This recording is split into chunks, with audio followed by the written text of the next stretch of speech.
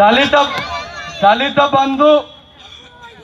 బంధు అనేది ఎవరు ఆపిండ్రో మీకు తెలుసు. నా ఎలక్షన్ అప్పుడు బీఆర్ఎస్ పార్టీ కౌశిక్ రెడ్డి ఆపిండు. నేను మళ్ళా ప్రభుత్వం వచ్చిన తర్వాత నేను ఓడిపోయినా అధికారులతోని, ముఖ్యంగా ఇక్కడ ఉన్న మంత్రులతోని, జిల్లా అధ్యక్షులతోని, ముఖ్యమంత్రితో మాట్లాడి మళ్ళా నేను దాన్ని ప్రారంభించిన. 7,000 ఫైళ్ళు ఉండే, అంటే 7,000 లబ్ధిదారులు ఉండే, దాన్ని ఇప్పుడు 3,000కి వచ్చింది. ఎలక్షన్లు నేను ఆగింది, నాకు పెద్ద లిస్ట్ ఇచ్చింది. అది కూడా ఖచ్చితంగా ఏదైతే దళిత బంధు విషయంలో ఉన్నదో అది కాంగ్రెస్ పార్టీ మేమే దాన్ని చేస్తాం. అడ్లూరి లక్ష్మణ్ గారు ఎస్సీ కార్పొరేషన్కి సంబంధించిన మంత్రి, వాళ్ళు మన ఎస్సీ దానికి సంబంధించిన శాఖకు మంత్రి, ఎస్సీ డెవలప్మెంట్కి ఖచ్చితంగా మంత్రి గారితో కూడా మాట్లాడినా సానుకూలంగా స్పందించిండ్రు. ఎలక్షన్ అయిపోయిన తర్వాత ఖచ్చితంగా అవన్నీ ఇచ్చే బాధ్యత కూడా కాంగ్రెస్ పార్టీ తీసుకుంటుంది. ఎవ్వరు అదేర్స పని లేదు. 7,000 నుంచి 3,000కి వచ్చినది. 4,000 బెనిఫిషరీస్కి ఆల్రెడీ పడ్డాయి, ఇంకా 3,000 మిగిలిండ్రు. ఖచ్చితంగా అవి కూడా అయితే ఓపిక ఉండండి, మళ్ళీ మోసపోకండి. మళ్ళొకసారి చెప్తున్నా, మోసపోకండి. ఖచ్చితంగా ఇచ్చేది కాంగ్రెస్ పార్టీనే, మీరు గెలిపియండి. ఇంకా వీళ్ళే మళ్ళీ మీకు ఇస్తారని చెప్పి తెలియజేస్తూ సెలవు తీసుకుంటున్నా. జై కాంగ్రెస్.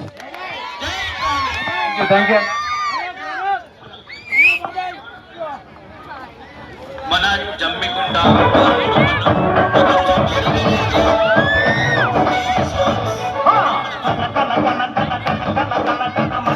బాకీ కాడు, ఈ బాకీ కాడు, బొందకాడు అని చెప్పి అన్ని మాట్లాడిండా? మరి ఇవన్నీ నేను లెక్కలు చెప్పినా మీకు ఇందాక. ఈ లెక్కలు ఎందుకో చెప్పలే, ఇవన్నీ కాదా మేము చేసింది. మరి వాళ్ళు 10 ఏళ్ళు ఉన్నప్పుడు ఎందుకు ఇందిరా మిల్లులు ఇవ్వలే, ఎందుకు డబుల్ బెడ్రూమ్ ఇల్లు ఇవ్వలే, ఎందుకు కొత్త రేషన్ కార్డులు ఇవ్వలే, ఎందుకు సన్న బియ్యం ఇవ్వలే, మరి ఇవన్నీ ఎందుకు ఇవ్వలేదు? మరి ఇప్పుడు ప్రభుత్వం వచ్చిన తర్వాతనే ఒక్కొక్కటిగా రేవంత్ అన్న మరి మన అందరికి ఇస్తున్నాడు. ఖచ్చితంగా మరి ఆ రోజు నేను మాటిచ్చిన ఆబాదిలా నా ఎలక్షన్ అప్పుడు, నేను గెలిచినా ఓడినా ప్రజల మధ్యలో ఉంటా, మీ సంక్షేమం పట్ల నేను అభివృద్ధి నా వంతు అయ్యే సహకారం నేను చేస్తా అన్న. నా వంతు అయ్యేది ఖచ్చితంగా ఇల్లు విషయం కావచ్చు, రేషన్ కార్డుల విషయంలో కావచ్చు, ఇందిరా మిల్లుల విషయంలో కావచ్చు, నా వంతు అయ్యేది చేసిన. ఖచ్చితంగా రేపు నేను ఓడిపోయినా ముఖ్యమంత్రి గారితో మాట్లాడి హుజురాబాద్ మున్సిపాలిటీకి, జమ్మికుంట మున్సిపాలిటీకి 15 కోట్ల రూపాయలు శాంక్షన్ చేపించి ఆబాదీకి 60 లక్షల రూపాయలు సీసీ రోడ్లకి, డ్రైన్లకి శాంక్షన్ చేపించిన. అవి టెండర్ ప్రాసెస్లు ఉన్నాయి. ఒక్కసారి ఎలక్షన్ కాగానే మీరు ఇక్కడ సుజాత గారిని, కళ్యాణి గారిని గెలిపియండి. ఖచ్చితంగా 60 లక్షల రూపాయలతోని శంకుస్థాపన చేసే కార్యక్రమం చేస్తారని చెప్పి ఒక్కసారి తెలియజేస్తున్నా. ఇక్కడ మొన్న నా ఎలక్షన్ అప్పుడు నేను చెప్పిన, ఓడిపోయినా ఇవన్నీ నేను చేస్తా అన్న. ఇచ్చిన మాట ప్రకారం నా వంతు అయ్యేది నేను చేసుకుంటా పోతున్నా మీ ఆశీర్వాదంతో. మరి ఎమ్మెల్యే కూడా ఏమన్నాడు, వచ్చి నాకు ఓటు వేయకపోతే నేను సత్తా అన్నాడు. అతను సత్తుడు కాక నా భార్యను పక్కకు పెట్టిండు, అటు పిల్లని పక్కకు పెట్టుకొని మీరు అందరూ ఉరేసుకుంటాం మీరు ఓటు వేయకపోతే అన్నాడు. ఇక్కడ అక్కలేమో మంచి వాళ్ళు, అయ్యో పాపం పోరాడు నిజంగా సత్తడేమో, ఈ ఒక్కసారి ఓటేస్తే జీవితంలో మళ్ళీ ఓటే అని చెప్పి ఓటేసింది. అక్క ఓటేసినావా? అక్క వేసిందట ఓటు. అక్క ఓటేసింది, ఎమ్మెల్యే అయిండు. ఏం చేసిండా 2 ఏళ్ళ ఎమ్మెల్యే? ఒక్కసారి ఆలోచించండి. కనీసం ఆబాదికి వచ్చి ఏం జరుగుతుందని తెలుసుకున్నాడా? ఒక్కసారైనా మన ఆబాదికి వచ్చి డ్రైనేజ్ సమస్య ఏంది, అక్కడ ఉన్న మన మసీదుకు ప్రహారీ గోడ సమస్య అయితే ఏంది, అక్కడ శివాలయానికి ప్రహారీ గోడ సమస్య అయితే ఏంది, ఇవన్నీ అడిగిండా అని అడుగుతున్నా. ఇట్లా ఒక్కొక్కటి ఏమన్నంటే సోషల్ మీడియాలో రీల్స్ చేసుడు. మీకు తెలిసి చూస్తున్నారు కదా, రీల్ చేస్తాడు, ఆగవాగం చేస్తాడు, గుండాయిజాలు, రౌడీజాలు, అధికారులను తిడతాడు, అక్కడ మహిళా గవర్నర్ని తిడతాడు, రైతులను తిడతాడు, ఇక జర్నలిస్ట్ మిత్రులను కొట్టిస్తాడు. ఇక్కడ ఉన్న ఏదైతే వ్యాపారస్తులను బెదిరించి డబ్బులు అడుగుతాడు. ఈ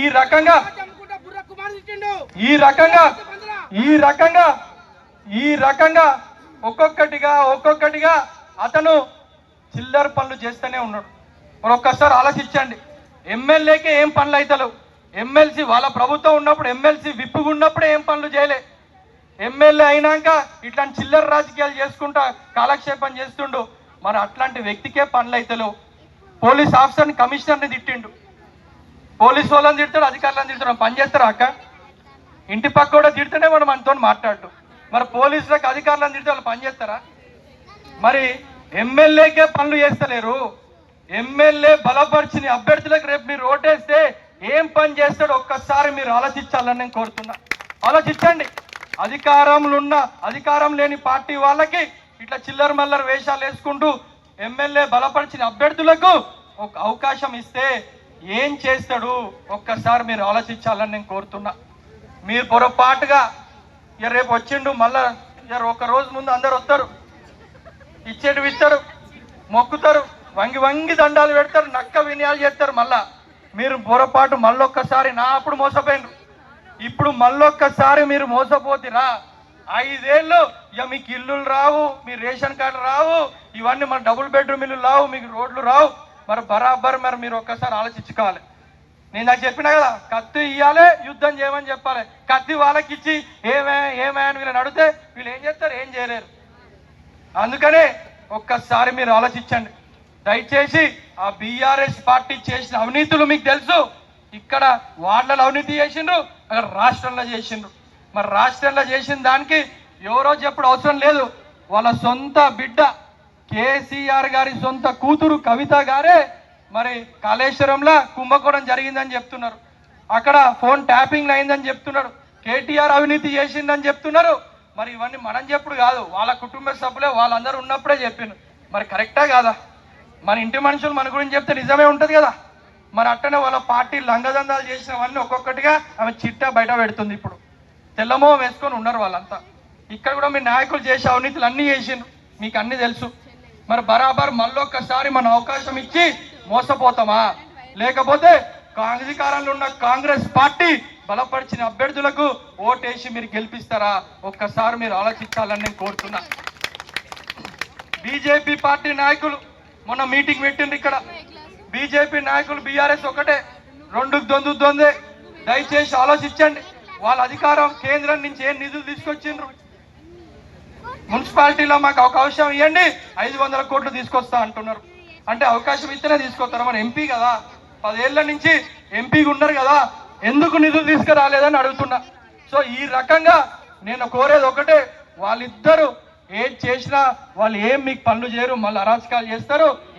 ఇక్కడ పనులు కావాలన్నా ఇక్కడ పక్కన పొన్నం ప్రభాకర్ గారు ఉంటారు, శ్రీధర్ బాబు గారు ఉంటారు. అధికారంలో ఉన్న పార్టీ కోటేస్తేనే ఇవన్నీ జరుగుతాయని చెప్పి తెలియజేస్తున్నా. మొన్నటికి మొన్న ఇక్కడ ఉన్న మైనార్టీ సోదరుని ఏ రకంగా అతను నోరు పారేసుకుంటూ ఒకసారి మీ అందరు తెలుసుగా, మైనార్టీ సోదరులు చాలా మంది ఉన్నారు. మైనార్టీ కమిషనర్ ఉన్నాడు ఇక్కడ, అతను ఏదంటే నోటికొచ్చినట్టు తిట్టిండు. మరి అట్లాంటి వ్యక్తులకు మైనార్టీ సోదరులను కూడా నేను అడుగుతున్నా, అట్లాంటి వ్యక్తులు మనకు అవసరమా?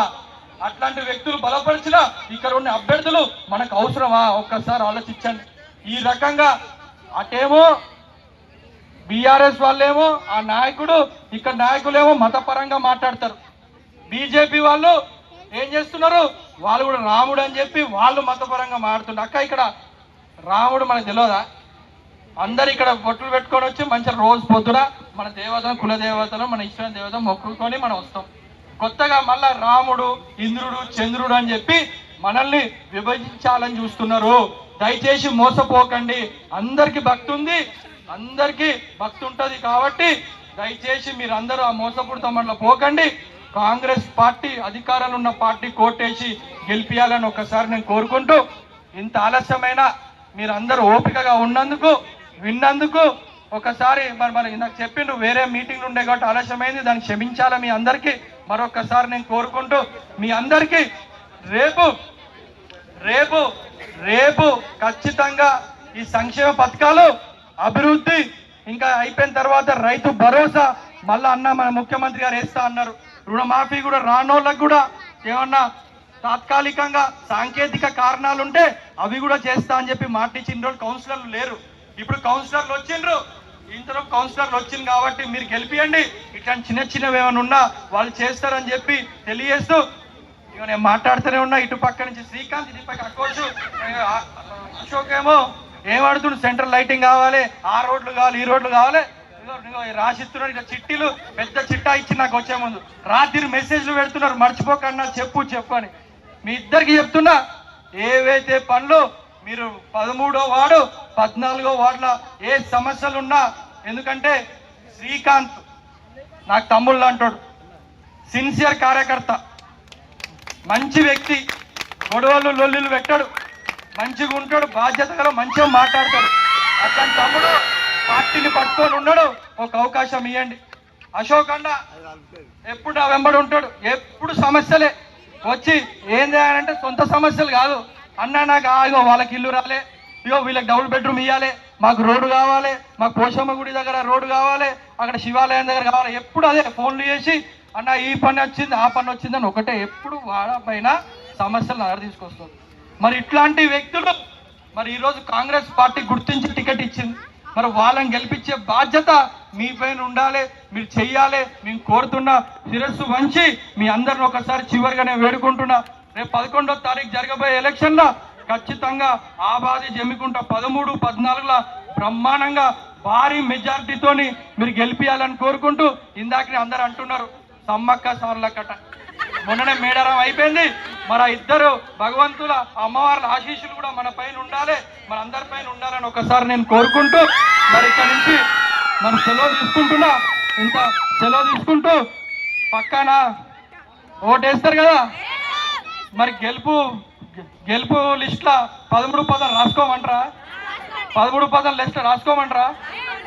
11 ఓట్లు, 13 లెక్కింపు, 14 తారీఖు ఇక్కడ విజయయాత్రకు వస్తాం. మరి పక్క తప్పకుండా ఇక్కడ యువకులు ఉన్నారు, మంచిగా ఉత్సాహంగా ఉన్నారు. కాబట్టి మరొక్కసారి అందరికీ పేరు పేరున కృతజ్ఞతలు, ధన్యవాదాలు తెలియజేస్తూ జై కాంగ్రెస్, జై కాంగ్రెస్, జై గుర్తుకే, జై గుర్తుకే. అందరికీ ధన్యవాదాలు, నమస్కారం మిత్రులారా.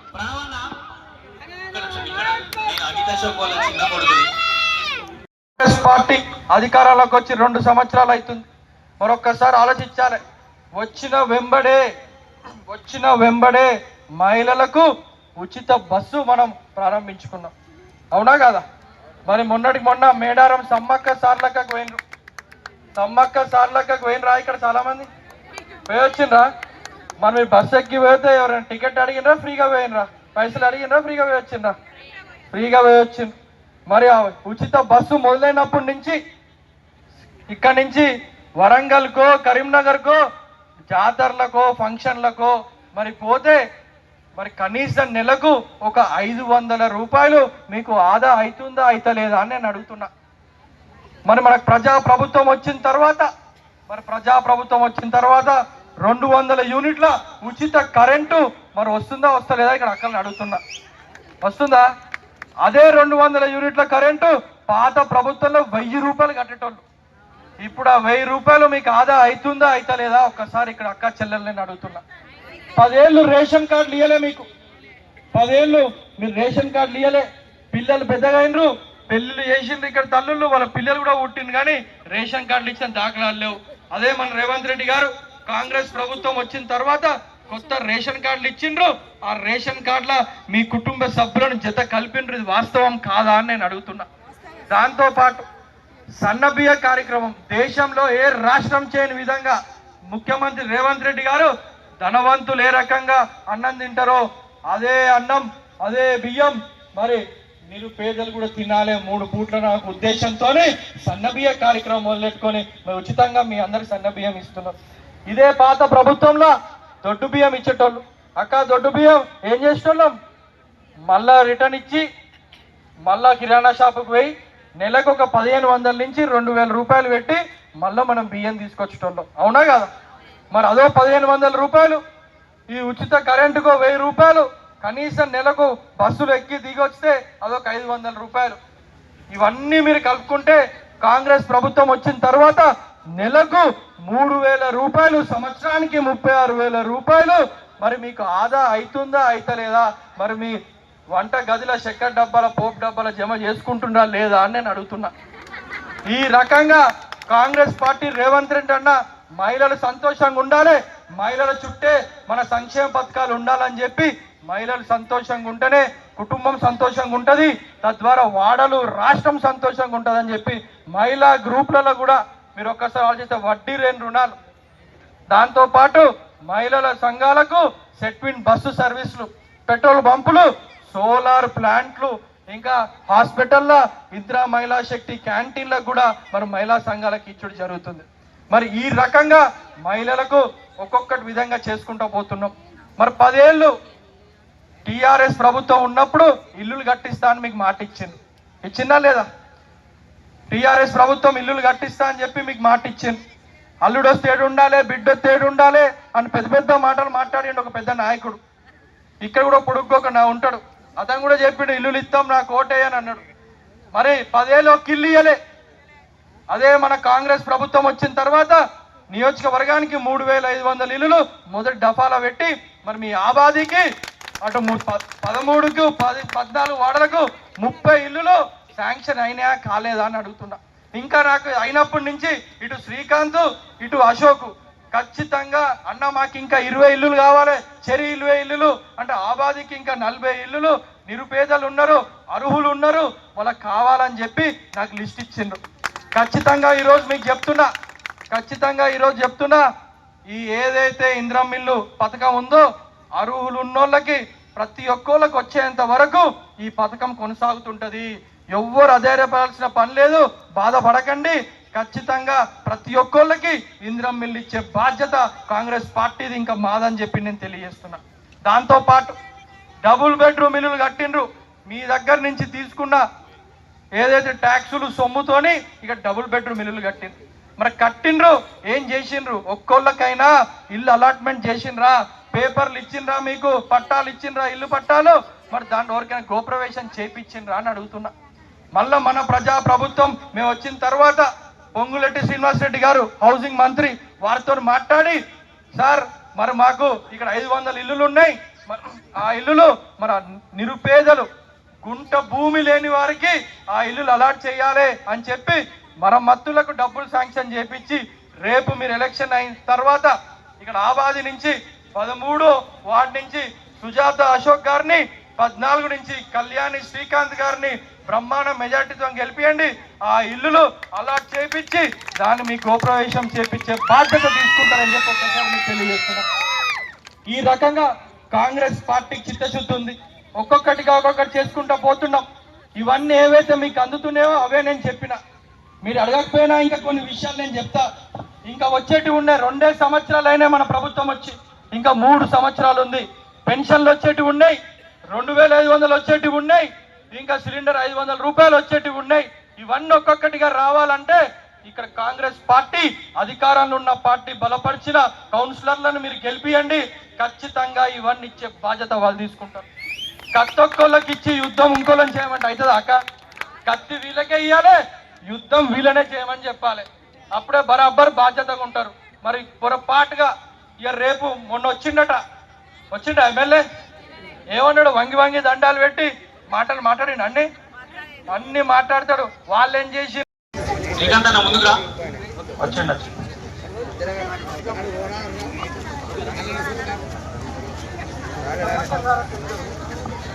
13వ వార్డు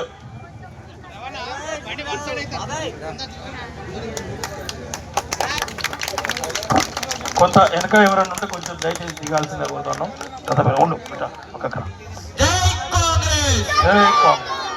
ఈరోజు ఆబాది జమ్మికుంట సంబంధించి 13, 14 2 వార్డులకు సంబంధించి ప్రచార కార్యక్రమానికి కాంగ్రెస్ పార్టీ అభ్యర్థుల పక్షాన నేనున్నా అంటూ మీ ముందుకు వచ్చినటువంటి పెద్దలు ప్రణవ్ బాబు గారికి పెద్ద ఎత్తున మీరందరూ కూడా ఇంత సమయం, చాలా సమయం అయినప్పటికీ కూడా మీరందరూ ఇంత ఓపికగా ఉండి వేసి ఉన్నందుకు ప్రతి ఒక్కరికి కూడా పేరున ప్రత్యేక అందరికీ నమస్కారం, పాదాభివందనాలు.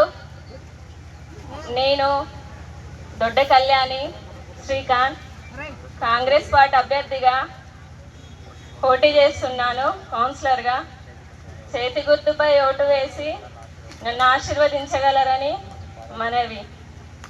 నా 14వ వార్డు ప్రజలందరికీ సేవ చేస్తా, ముందుంటా, సమస్యలన్నింటినీ పరిష్కరిస్తానని చెప్తున్నాను.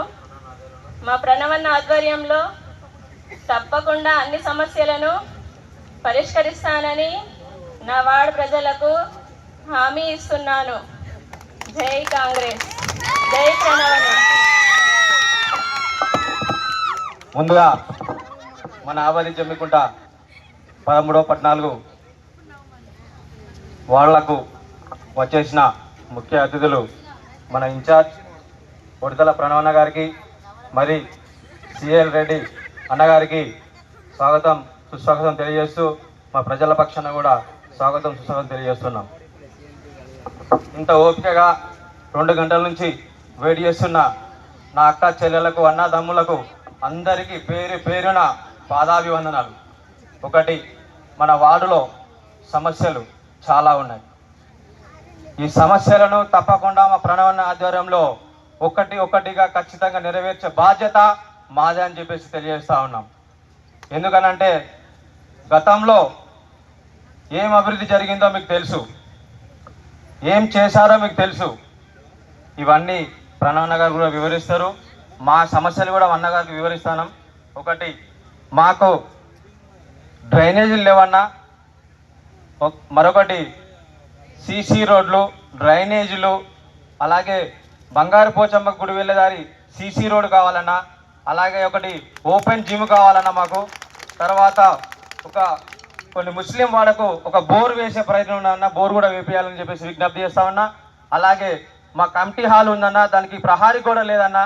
గతంలో కూడా మేము చాలాసార్లు మీకు అప్లికేషన్ పెట్టడం జరిగింది. ఇలాంటి పనులు ఇంకెన్నో ఖచ్చితంగా ప్రణవన్న ఆధ్వర్యంలో మేము ఖచ్చితంగా ఈ సమస్యలు పరిష్కరిస్తామని మేము వేడుకుంటున్నాం. తర్వాత ఇక్కడ 15 కోట్ల రూపాయలు జమ్మికుంట మున్సిపాలిటీకి వచ్చి ఉన్నాయి. ఆల్రెడీ డెవలప్మెంట్ కోసం, పనుల కోసం మనకు 50 లక్షల రూపాయలు కూడా నిధులు మంజూరై ఉన్నాయి.